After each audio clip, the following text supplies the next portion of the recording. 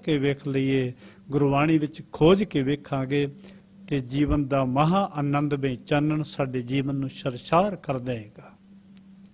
पर ऐसा हरगिज नहीं होया, बरियां तो नहीं होया। साहब कहंदे ने धार्मिक ग्रंथां दा कोई दोष नहीं है, धार्मिक ग्रंथां दा कोई दोष नहीं, दोष उन्हां दा है ਜਿਹੜੇ ਉਹਨਾਂ ਨੂੰ ਵਿਚਾਰਦੇ ਨੇ। ਸਿਰਫ ਸੁੰਦਰ ਕੱਪੜਿਆਂ ਵਿੱਚ ਲਪੇਟ ਕੇ ਜਿਨ੍ਹਾਂ ਨੇ ਧਾਰਮਿਕ ਗ੍ਰੰਥਾਂ ਨੂੰ ਰੱਖਿਆ ਹੋਇਆ, ਰਸਮੀ ਪੂਜਾ ਪਾਠ ਕਰਕੇ ਆਪਣੇ ਜੀਵਨ ਦੀ ਮਕਸਦ ਦੀ ਪ੍ਰਾਪਤੀ ਮੰਨ ਲਈ ਹੈ, ਐਸੇ ਲੋਕ ਹਰਗਿਜ਼ ਜੀਵਨ ਵਿੱਚ ਆਨੰਦ ਦੀ ਪ੍ਰਾਪਤੀ ਨਹੀਂ ਕਰ ਸਕਦੇ। ਸਤਿਗੁਰੂ ਬਾਣੀ ਵਿੱਚ ਕਹਿੰਦੇ ਨੇ, ਵੇਦ ਪੁਰਾਣ ਕਹੋ ਮਤ ਝੂਠੇ, ਝੂਠਾ ਜੋ ਨਾ ਵਿਚਾਰੈ। ਜਿਹੜੇ ਵਿਚਾਰਦੇ ਨੇ ਝੂਠੇ ਉਹ ਨੇ। ਨਾ ਵੇਦ ਝੂਠੇ ਨੇ, ਨਾ ਪੁਰਾਣ ਝੂਠੇ ਨੇ, ਨਾ ਕੋਈ ਹੋਰ ਧਾਰਮਿਕ ਗ੍ਰੰਥ ਝੂਠਾ ਹੈ। ਝੂਠੇ ਉਹ ਨੇ ਜਿਨ੍ਹਾਂ ਸਿਰਫ ਕੱਪੜਿਆਂ ਵਿੱਚ ਵਲੇਟ ਕੇ ਰਸਮੀ ਪੂਜਾ ਪਾਠ ਨੂੰ ਹੀ ਧਰਮ ਮੰਨ ਲਿਆ ਹੈ। ਝੂਠੇ ਉਹ ਨੇ। ਕਿਸੇ ਅਦੀਬ ਨੇ ਬੜਾ ਸੁੰਦਰ ਲਿਖਿਆ ਹੈ, ले ले के खुदा का नाम चिल्लाते हैं, फिर भी असर दुआ में नहीं पाते हैं। खाते हैं हराम लुकमा, करते नहीं परहेज, दवा खाते हैं। ਜਿਹੜੇ ਦਵਾਈ ਤੇ ਖਾਂਦੇ ਨੇ, ਪਰਹੇਜ਼ ਨਹੀਂ ਕਰਦੇ, ਉਹ ਕਦੇ ਰੋਗ ਤੋਂ ਨਿਜਾਤ ਨਹੀਂ ਪਾ ਸਕਦੇ, ਬਿਮਾਰੀ ਤੋਂ ਮੁਕਤੀ ਨਹੀਂ ਪਾ ਸਕਦੇ। ਬਾਬਾ ਫਰੀਦ ਜੀ ਆਖਦੇ ਪਏ ਨੇ, ਫਰੀਦਾ ਮੁੱਲਾ ਮੁਨਾਰੇ ਕਿਆ ਚੜ੍ਹੈ, ਸਾਈਂ ਨਾ ਬਹਿਰਾ ਹੋਏ। ਜਾ ਕਾਰਨ ਤੂੰ ਬਾਂਗ ਦੇ, ਦਿਲ ਹੀ ਪੀਤਰ ਜੋਏ। ਜਿਸ ਅੱਲਾਹ ਤਾਲਾ ਵਾਸਤੇ ਤੂੰ ਬਾਂਗ ਦਿੰਦਾ ਪਿਆ, ਜਿਸ ਖੁਦਾਵੰਦ ਕਰੀਮ ਨੂੰ ਤੂੰ ਉੱਚੀ ਉੱਚੀ ਪੁਕਾਰ ਕੇ ਲੱਭਦਾ ਪਿਆ, ਉਹ ਤੇ ਤੇਰੇ ਦਿਲ ਵਿੱਚ ਵਸਦਾ ਹੈ, ਉਹ ਤੇ ਤੇਰੇ ਹਿਰਦੇ ਵਿੱਚ ਵਸਦਾ ਹੈ, ਉਹ ਤੇ ਤੇਰੇ ਅੰਦਰ ਵਸਦਾ ਹੈ। ਜੇ ਕਿਸੇ ਮਨੁੱਖ ਦੇ ਅੰਦਰ ਵਿੱਚੋਂ ਤੂੰ ਉਸ ਦੀ ਸ਼ਕਲ ਸੂਰਤ ਵੇਖ ਲਏ, ਫਿਰ ਤੈਨੂੰ ਉਸ ਨੂੰ ਭਾਲਣ ਵਾਸਤੇ ਦੁਨੀਆ ਦਾ ਤਿਆਗ ਨਹੀਂ ਕਰਨਾ ਹੋਏਗਾ। ਪਰ ਅਸਾਂ ਧਰਮ ਨੂੰ ਸਿਰਫ ਪੂਜਾ ਪਾਠ ਦਾ ਇੱਕ ਸਾਧਨ ਮੰਨ ਲਿਆ, ਰਸਮੀ ਪੂਜਾ ਪਾਠ ਦਾ। ਇੱਕ ਛੋਟੀ ਜਿਹੀ ਕਹਾਣੀ ਇਸ ਗੱਲ ਦਾ ਖੁਲਾਸਾ ਬੜਾ ਸੁੰਦਰ ਕਰ ਦੇਗੀ।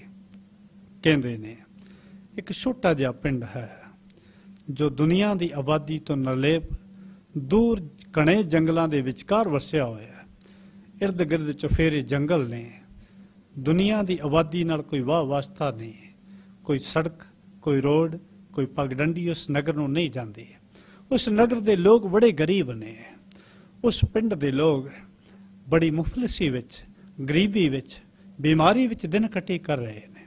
ਇੱਕ ਦਿਨ ਐਸਾ ਹੋਇਆ, ਉਸ ਨਗਰ ਵਿੱਚ ਇੱਕ ਅਜਨਬੀ ਆਇਆ ਤੇ ਉਸ ਅਜਨਬੀ ਨੇ ਉਸ ਨਗਰ ਦੇ ਲੋਕਾਂ ਦੀ ਗਰੀਬੀ ਨੂੰ ਤੱਕਿਆ, ਉਸ ਨਗਰ ਦੇ ਲੋਕਾਂ ਦੀ ਬਿਮਾਰੀ ਨੂੰ ਤੱਕਿਆ, ਉਸ ਨਗਰ ਦੇ ਲੋਕਾਂ ਨੂੰ ਦੁੱਖਾਂ ਨਾਲ ਘੋਲ ਕਰਦਿਆਂ ਤੱਕਿਆ। ਉਸ ਨੂੰ ਤਰਸ ਆਇਆ, ਦਇਆ ਆਈ। ਉਸ ਨੇ ਸੁਬਾਹ ਉੱਠ ਕੇ ਇੱਕ ਦਾਤਰ ਲਈ ਤੇ ਨਗਰ ਦੁਆਲਿਓਂ ਕੰਡਿਆਲੀਆਂ ਝਾੜੀਆਂ ਨੂੰ ਕੱਟਣਾ ਸ਼ੁਰੂ ਕੀਤਾ। ਰਸਤਾ ਬਣਾਉਂਦਿਆਂ ਉਹ ਘਣੇ ਜੰਗਲ ਵਿੱਚ ਗਿਆ, ਇੱਕ ਥਾਂ ਜਾ ਕੇ ਰੁਕ ਗਿਆ। ਉਸ ਅਜਨਬੀ ਨੂੰ ਜ਼ਮੀਨ ਦੀ, ਧਰਤੀ ਦੀ ਭੂਗੋਲਿਕ ਸਥਿਤੀ ਬਾਰੇ ਜਾਣਕਾਰੀ ਸੀ।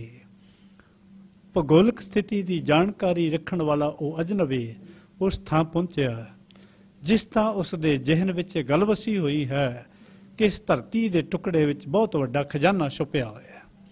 ਉਸ ਅਜਨਬੀ ਨੇ ਉਸ ਜ਼ਮੀਨ ਨੂੰ ਪੁੱਟ ਕੇ ਉਸ ਖਜ਼ਾਨੇ ਨੂੰ ਤੱਕਿਆ ਤੇ ਉੱਥੋਂ ਉਸ ਬਹੁਤ ਵੱਡੇ ਖਜ਼ਾਨੇ ਨੂੰ ਨਿਕਾਲ ਲਿਆ, ਇੱਕ ਥਾਂ ਲਿਆਂਦਾ।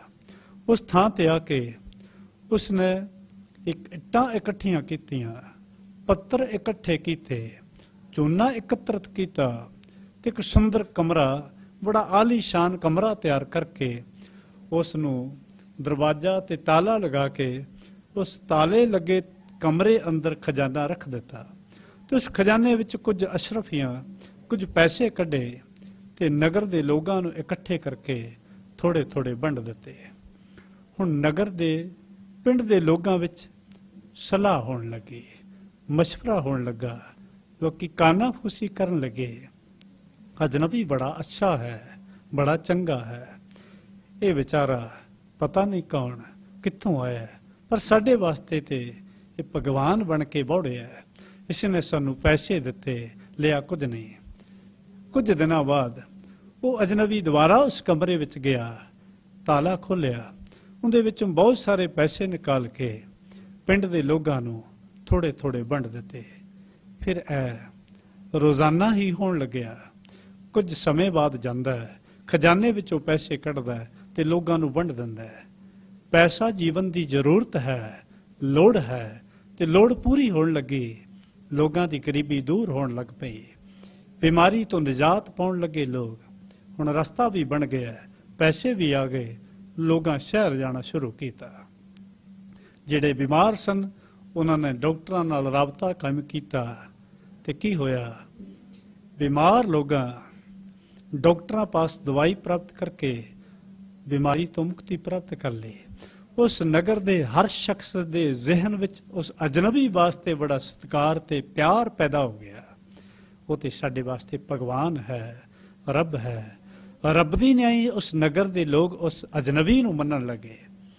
ਤੇ ਵਰ੍ਹਿਆਂ ਬਾਅਦ ਇੱਕ ਦਿਨ ਉਸ ਅਜਨਬੀ ਵਿਅਕਤੀ ਨੇ ਉਸ ਪਿੰਡ ਦੇ ਲੋਕਾਂ ਨੂੰ ਇਕੱਠੇ ਕੀਤਾ ਤੇ ਕਹਿਣ ਲੱਗਾ, ਦੋਸਤੋ, ਮਿੱਤਰੋ, ਮੇਰੇ ਦੇਸ਼ ਤੋਂ ਮੈਨੂੰ ਸੁਨੇਹਾ ਮਿਲਿਆ, ਮੈਨੂੰ ਮੈਸੇਜ ਮਿਲਿਆ ਕਿ ਤੂੰ ਆਪਣੇ ਦੇਸ਼ ਵਾਪਸ ਆ ਜਾ। ਮੈਂ ਆਪਣੇ ਦੇਸ਼ ਜਾਣਾ ਹੈ, ਸੋ ਜਾਣ ਤੋਂ ਪਹਿਲਾਂ ਮੈਂ ਤੁਹਾਨੂੰ ਕੁਝ ਦੱਸਣਾ ਚਾਹੁੰਦਾ। ਉਸਨੇ ਕਾਗਜ਼ ਦੇ ਇੱਕ ਟੁਕੜੇ ਉੱਤੇ ਉਸ ਖਜ਼ਾਨੇ ਵਾਲੇ ਕਮਰੇ ਤੱਕ ਦਾ ਰਸਤਾ ਉਲੀਕ ਦਿੱਤਾ, ਨਕਸ਼ਾ ਬਣਾ ਕੇ ਕਾਗਜ਼ ਦੇ ਟੁਕੜੇ ਤੇ ਉਸ ਕਮਰੇ ਦੇ ਤਾਲੇ ਦੀ ਚਾਬੀ ਤੇ ਉਹ ਨਕਸ਼ੇ ਵਾਲਾ ਪੇਪਰ ਉਸ ਪਿੰਡ ਦੇ ਮੁਖੀ ਸੱਜਣਾਂ ਨੂੰ ਫੜਾ ਕੇ ਕਹਿਣ ਲੱਗਾ, ਭਰਾਓ, ਜਦੋਂ ਤੁਹਾਨੂੰ ਕਿਧਰੇ ਲੋੜ ਹੋਵੇ ਤੇ ਮੇਰੀ ਅਣਹੋਂਦ ਵਿੱਚ, ਮੇਰੀ ਗੈਰ ਮੌਜੂਦਗੀ ਵਿੱਚ ਤੁਸੀਂ ਉਹਨਾਂ ਦੋਨਾਂ ਚੀਜ਼ਾਂ ਦੀ ਵਰਤੋਂ ਕਰ ਲੈਣਾ। ਉਹ ਆਪਣੀ ਚੀਜ਼ਾਂ ਸੌਂਪ ਕੇ ਆਪਣੇ ਦੇਸ਼ ਟੁਰ ਗਿਆ। ਸਮਾਂ ਬਤੀਤ ਹੁੰਦਾ ਗਿਆ, ਲੋਕਾਂ ਪਾਸ ਜੋ ਪੈਸੇ ਸਨ ਖਤਮ ਹੋਣੇ ਸ਼ੁਰੂ ਹੋ ਗਏ। ਮੁਖੀ ਲੋਕ ਇਕੱਠੇ ਹੋਏ, ਕਹਿਣ ਲੱਗੇ, ਭਰਾਓ, ਉਹ ਅਜਨਬੀ, ਉਹ ਭਗਵਾਨ ਤੇ ਚਲਾ ਗਿਆ, ਪਰ ਸਾਨੂੰ ਉਸ ਦੀ ਇੱਕ ਯਾਦਗਾਰ ਉਸਾਰਨੀ ਚਾਹੀਦੀ ਹੈ। ਸਾਰੇ ਨਗਰ ਵਿੱਚੋਂ ਕਲੈਕਸ਼ਨ ਕੀਤੀ, ਪੈਸੇ ਇਕੱਤਰਤ ਕੀਤੇ, ਇੱਕ ਹੋਰ ਆਲੀਸ਼ਾਨ ਕਮਰਾ ਬਣਾਇਆ ਤੇ ਉਸ ਕਮਰੇ ਵਿੱਚ ਇੱਕ ਤਖਤਪੋਸ਼ ਉੱਤੇ ਮਖਮਲੀ ਸੇਜਾ ਵਸਾਈ ਤੇ ਉਸ ਸੇਜਾ ਦੇ ਉੱਤੇ ਉਹ ਨਕਸ਼ੇ ਵਾਲਾ ਪੇਪਰ ਤੇ ਚਾਬੀ ਰੱਖ ਦਿੱਤੀ।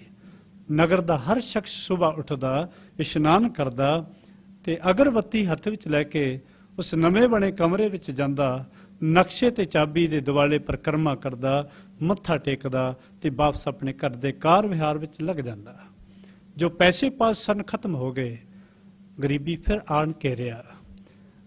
ਗਰੀਬੀ ਦੇ ਨਾਲ ਬਿਮਾਰੀ ਵੀ ਆ ਗਈ, ਲੋਕਾਂ ਦੇ ਹਾਲਾਤ ਫਿਰ ਵੈਸੇ ਹੋ ਗਏ।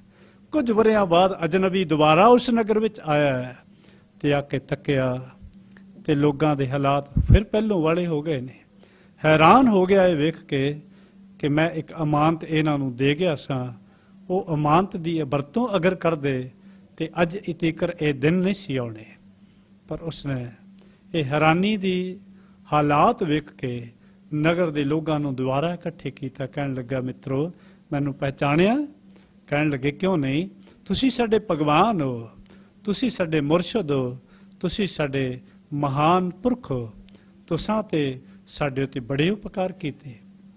ਉਹ ਤੇ ਠੀਕ ਹੈ, ਪਰ ਅੱਜ ਤੁਹਾਡੇ ਇਹ ਹਾਲਾਤ ਕਿਉਂ ਨੇ? ਮੈਂ ਤੁਹਾਨੂੰ ਕੁਝ ਦੇ ਗਿਆ ਸਾਂ, ਉਹ ਸੰਭਾਲਿਆ ਵੀ ਕਿ ਨਹੀਂ? ਕਹਿਣ ਲੱਗੇ, ਸੰਭਾਲਿਆ ਹੈ ਜੀ, ਆਓ ਵਿਖਾਈਏ। ਜਾ ਕੇ ਕੀ ਤੱਕਦਾ ਪਿਆ? ਇੱਕ ਨਵਾਂ ਕਮਰਾ ਬਣਿਆ ਹੋਇਆ ਹੈ, ਉਸ ਕਮਰੇ ਅੰਦਰ ਇੱਕ ਤਖਤਪੋਸ਼ ਉੱਤੇ ਮਖਮਲੀ ਸੇਜ ਵਿਛਾਈ ਹੋਈ ਹੈ ਤੇ ਸੇਜ ਉੱਤੇ ਉਹ ਖਜ਼ਾਨੇ ਦੇ ਨਕਸ਼ੇ ਵਾਲਾ ਪੇਪਰ ਤੇ ਚਾਬੀ ਰੱਖੀ ਹੋਈ ਹੈ। ਨਗਰ ਦਾ ਹਰ ਪ੍ਰਾਣੀ ਉਸ ਕਮਰੇ ਵਿੱਚ ਗਿਆ, ਉਸ ਨਕਸ਼ੇ ਅਤੇ ਚਾਬੀ ਨੂੰ ਮੱਥਾ ਟੇਕਿਆ ਤੇ ਬੈਠ ਗਏ। ਉਹ ਆਖਣ ਲੱਗਾ, ਮੂਰਖੋ, ਇਹ ਨਕਸ਼ਾ ਤੇ ਚਾਬੀ ਮੈਂ ਤੁਹਾਨੂੰ ਰਸਮੀ ਪੂਜਾ ਪਾਠ ਕਰਨ ਵਾਸਤੇ ਦਿੱਤੇ ਸਨ। ਇਸ ਨਕਸ਼ੇ ਨੂੰ ਪੜ੍ਹ ਕੇ ਤੁਸੀਂ ਉਸ ਕਮਰੇ ਤੱਕ ਜਾਣਾ ਸੀ ਤੇ ਚਾਬੀ ਨਾਲ ਕਮਰੇ ਦਾ ਤਾਲਾ ਖੋਲ ਕੇ ਖਜ਼ਾਨੇ ਨੂੰ ਪ੍ਰਾਪਤ ਕਰ ਲੈਣਾ ਸੀ। ਬਾਤ ਉੱਥੇ ਸਿਰਫ ਇੰਨੀ ਹੈ, ਪਰ ਤੁਸੀਂ ਕੀ ਕੀਤਾ? ਤੁਸੀਂ ਮੇਰੀ ਦਿੱਤੀ ਹੋਈ ਅਮਾਨਤ ਦੀ ਸਿਰਫ ਰਸਮੀ ਪੂਜਾ ਪਾਠ ਕੀਤੀ। ਹੈਰਾਨ ਹੋ ਗਿਆ ਉਹ ਉਹਨਾਂ ਦੀ ਅਗਿਆਨਤਾ ਉੱਤੇ, ਉਹਨਾਂ ਦੀ ਇਸ ਪਰਮ ਬਈ ਅਗਿਆਨਤਾ ਉੱਤੇ ਹੈਰਾਨ ਹੋ ਗਿਆ ਅਜਨਬੀ।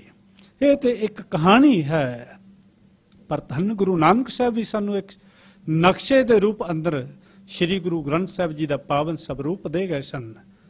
ਉਹ ਸਾਡਾ ਗੁਰੂ ਵੀ ਹੈ ਤੇ ਸਾਡਾ उस परिपूर्ण परमात्मा तक पहुंचण वास्ते मार्ग भी है। ऐसा नहीं कि श्री गुरु ग्रंथ साहिब जी की पावन बाणी सिर्फ नक्शा है, नहीं, वो साडा सदा वास्ते जुगो जुग गुरु भी है। पर असी गुरबाणी की रस्मी पूजा पाठ तो हट के गुरबाणी की पूजा उपासना करदे हां, अपना दिली सत्कार करदे हां, अदब करदे हां, शरधा सहित गुरु की पूजा करदे हां।